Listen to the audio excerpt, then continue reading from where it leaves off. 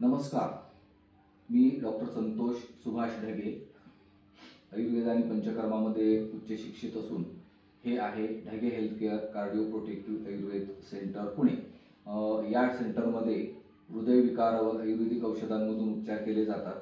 त्याच्यामध्ये हृदयाच्या झडपांचे विविध विकार, हृदयातील ब्लॉकेजेस, हृदयाची पंपिंग कॅपॅसिटी कमी असणं, त्याला आम्ही लो LVEF असं म्हणतो, त्याचबरोबर हृदयाच्या कप्प्यांचा आकार वाढणं ज्याला कार्डिओमेगॅली किंवा एनलार्जमेंट ऑफ हार्ट असं म्हटलं जातं, त्याचबरोबर हृदयाच्या पडद्यांना छिद्र असणं ज्याला ASD VSD असं आम्ही म्हणतो, त्याचबरोबर last but not list heart failure. खूप मोठा शब्द आहे खरं तर हा, पण हार्ट फेल्युअरच्या रुग्णांवर सुद्धा या ठिकाणी आयुर्वेदातून उपचार करण्यात येत आहेत। गेली अनेक वर्ष अनेक रुग्णांवर हृदयाच्या हे जे विविध प्रकारचे रुग्ण आहेत या रुग्णांवर गेली अनेक वर्ष अनेक रुग्णांवर आम्ही या ठिकाणी उपचार केलेले आहेत। तर आज या ठिकाणी आपण हृदयाच्या झडपांचे विकार आणि आयुर्वेदिक उपचार याविषयी आपण थोडी माहिती घेणार आहोत। तर हे माहिती घेत असताना आपण एका पेशंटचा आपण थोडासा स्टडी करूया, आपण केस स्टडी। एक प्रज्ञा शेळके नावाच्या लहान मुलीला, अवघ्या 1.5 वर्षाच्या मुलीला तिचे आई वडील घेऊन आले होते। तिला त्रास असा होता, तिचं डायग्नोसिस होतं की सिव्हिअर पल्मोनरी वाल्व स्टेनोसिस, हृदयाच्या झडपांचा विकार। आता याच्यामध्ये ही जी केस आहे सिव्हिअर पल्मोनरी वाल्व स्टेनोसिस ही तशी अनकॉमन केस आहे। म्हणजे हृदयाच्या झडपांचे जे विविध आजार आहेत त्याच्यामध्ये हा खूप कमी बघायला मिळतो। जनरली आपण mitral valve stenosis, aortic valve stenosis, tricuspid valve stenosis हे आजार आपल्याला कॉमनली बघायला मिळतात, पण पल्मोनरी वॉल्व स्टेनोसिस हा प्रकार किंवा हा आजार खूप अनकॉमन आहे। पण या चिमुरड्या मुलीला अगदी जन्मता झाला होता आणि 1.5 वर्षाची असताना या मुलीला कार्डिओलॉजिस्टनी 1 महिन्याच्या आत वॉल्व रिप्लेस करण्याचा सल्ला दिला होता। आपण या ठिकाणी आणि मग 1.5 वर्षाची मुलगी असल्यामुळे तिच्या आई वडिलांचं काही धाडस होत नव्हतं, हिंमत होत नव्हती की ऑपरेशन करण्याचं। मग ऑपरेशन वाचवता येईल का असा विचार मनात ज्यावेळेला येतो त्यावेळेला रुग्णांची पावले ही Dhage healthcare cardio protective Ayurved centre Pune इथे रुग्णाला घेऊन येतात। त्याप्रमाणे ह्या मुलीला तिचे आई वडील ढगे हेल्थकेअरमध्ये उपचारासाठी घेऊन आले। मग आपण आता या रुग्णाचा रिपोर्ट या ठिकाणी बघूया। 1.5 वर्षाची मुलगी होती। 2022ला रुग्णाचा रिपोर्ट असा होता, सिव्हिअर पल्मोनरी वाल्व स्टेनोसिस। आता आपण थोडंसं वॉल्व रिप्लेसमेंट ह्या सर्जरीबद्दल एक जनरल माहिती आपण घेऊया। वॉल्व रिप्लेसमेंटचा सल्ला ह्या रुग्णाला देण्यात आला होता। आता याच्या बाबतीमध्ये असं असतं की 2 मतप्रवाह कार्डिओलॉजिस्टमध्ये आपल्याला बघायला मिळतात। त्यातला एक मतप्रवाह असा असतो की रिपोर्ट सिव्हिअर दिसतो आहे तर वॉल्व रिप्लेसमेंट करून घ्या, आणि दुसरा एक मतप्रवाह कार्डिओलॉजिस्टचा असतो तर तो एक ग्रुप असतो, त्यांचं मत असं असतं की रिपोर्ट जरी सिव्हिअर दिसत असला तरी सुद्धा रिपोर्टमधले पॅरामीटर्स आणि पेशंटमधले पॅरामीटर्स जर त्या सिव्हिअरिटीला टच होत नसतील तर आपण ऑपरेशन थोडंसं वाचवू शकतो किंवा थोडंसं पोस्टपोन करू शकतो। मग ते महिन्यासाठी असेल, 3 महिन्यासाठी असेल, 6 महिन्यासाठी असेल किंवा वर्षभरासाठी असेल। सो आज गेली अनेक वर्ष आम्ही अशा पद्धतीचे रुग्ण बघत असल्यामुळे तर हे पॅरामीटर्स काय असू शकतात हे नक्की आम्हाला माहिती आहे। आणि याच्यामध्ये मग आम्ही अजून काय करतो, थोडीशी अधिक काळजी घ्यायची असेल तर पुणे हे सेंटर आमचं पुण्यामध्ये, तर पुण्यामधले जे सिनियर मोस्ट कार्डिओलॉजिस्ट आहेत वेगवेगळ्या मोठ्या हॉस्पिटल्समध्ये ते चीफ कार्डिओलॉजिस्ट म्हणून आहेत, तर अशा कार्डिओलॉजिस्टचं आम्ही एक एक्सपर्ट ओपिनियन घेत असतो, सेकंड ओपिनियन घेत असतो, ज्याला आपण पॅनल डिस्कशन असं सुद्धा म्हणू शकतो। मेडिकल सायन्समध्ये एखाद्या आजाराच्या बाबतीमध्ये आपण दुसऱ्या एखाद्या तज्ज्ञाचा सल्ला घेणं, त्याला एक्सपर्ट ओपिनियन घेणं किंवा पॅनल डिस्कशन करणं ही एक अतिशय कॉमन गोष्ट आहे। आणि ज्यावेळेला अशा प्रकारची सिच्युएशन येते त्यावेळेला मग आम्ही अशा ह्या सिनियर मोस्ट कार्डिओलॉजिस्ट जे आहेत त्यांचा एक्सपर्ट ओपिनियन घेऊन मग आम्ही आमचं डिसिजन घेत असतो।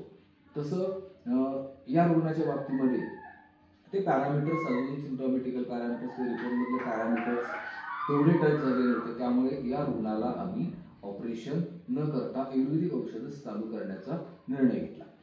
त्याप्रमाणे आम्ही औषधं सुरू केली.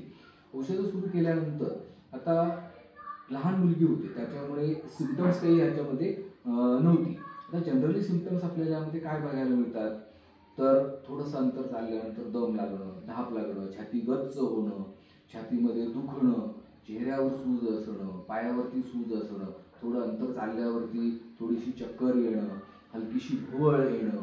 तर साधारण अशा प्रकारची लक्षणं या रुग्णांमध्ये बघायला मिळतात. पण ही लहान मुलगी असल्यामुळे ही लक्षणं नव्हती. सो आम्ही वेट अँड वॉच करत होतो. आणि मग काही महिन्यांनी ज्यावेळेला आम्ही पुढचा क्युरिको रिपोर्ट आम्ही रिपीट केला, त्यावेळेला आपण बघू शकतो की रिपोर्टमध्ये थोडे आम्हाला चांगले बदल या ठिकाणी बघायला मिळाले, की जे या पॅरामीटर्समध्ये आपल्याला बघायला मिळत आहे. आणि मग कुठेतरी आमचाही उत्साह वाढला. आणि त्या मुलींचे, खरं तर मला त्या मुलीच्या पालकांचं मला खूप कौतुक वाटतं की ऑपरेशन करायचंच नाही ह्या मुद्द्यावर ते अतिशय ठाम होते. आणि त्याच्यामुळे अर्थातच आमचाही उत्साह त्यामुळे वाढला. आणि मग पुन्हा मी औषधं त्या रुग्णाची कंटिन्यूअस चालू ठेवली. आता ती मुलगी 5.5 वर्षाची आहे. आणि आत्ताचा जर आपण रिपोर्ट या ठिकाणी बघितला तर तो रिपोर्ट आपण या ठिकाणी बघू शकतो. पहिला रिपोर्ट होता सिव्हिअर पल्मोनरी व्हाल्व स्टेनोसिस, आणि आता या ठिकाणी हा क्लिअर रिपोर्ट आहे की माइल्ड पल्मोनरी व्हाल्व स्टेनोसिस.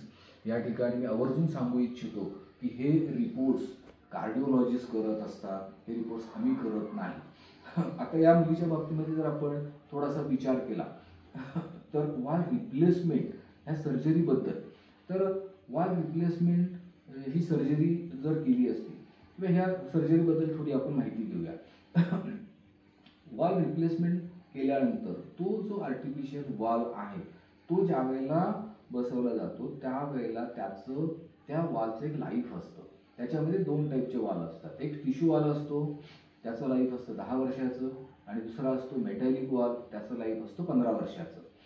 म्हणजे आता यातला कुठला वाल्व बसवायचा याचा निर्णय मात्र कार्डिओलॉजिस्ट किंवा कार्डियक सर्जन डिसाईड करत असतात. पण जनरली टिश्यू वाल्व प्रेफर केला जातो, कारण मेटॅलिक वॉल जे आहे त्या मेटॅलिक वॉलला थोडी रिस्क राहते.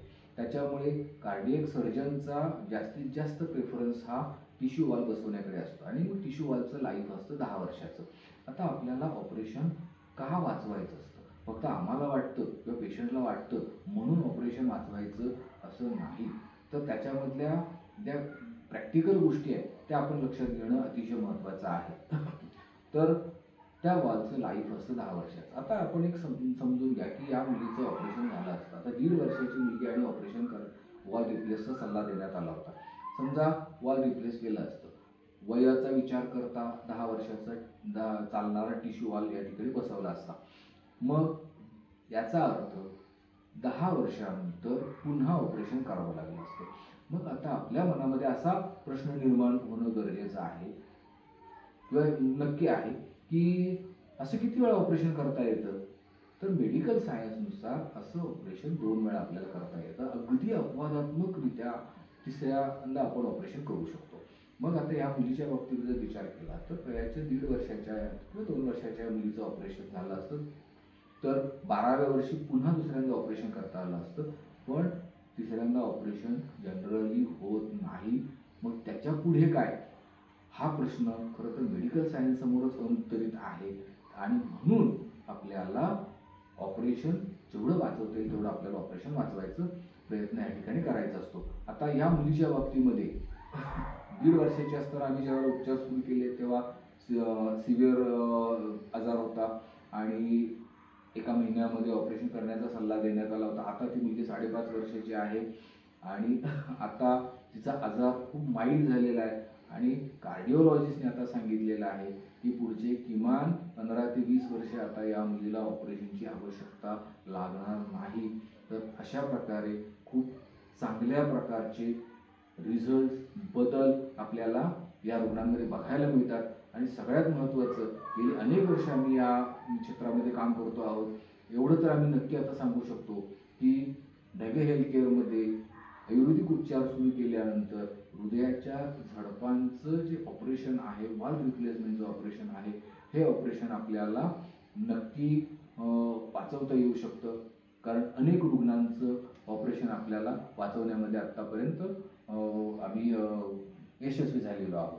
धन्यवाद.